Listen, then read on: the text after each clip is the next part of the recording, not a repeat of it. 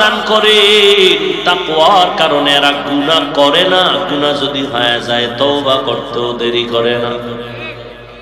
আল্লাহ কয় মুসলমান হইয়া যদি মরতে চাও কলবটারে গুনাহ থেকে পবিত্র বানাও। কেমনে বানাইবা? কয় পিছনে যত অন্যায় করেছো ওই অন্যায় থেকে অন্তরকে ধোলাই করো। সামনে যতদিন বেঁচে থাকবা আর কোনোদিন গুনাহ করবা না।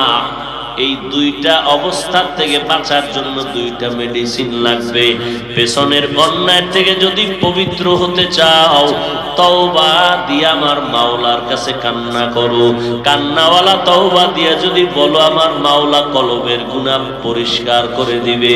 আর সামনে যতদিন বাঁচবো গুনাহ করব না, যদি এই নিয়তে চলো। এই জন্য লাগবে আল্লাহর ভয়। আল্লাহর ভয় মানি বান্দা তুমি যেখানেই থাকো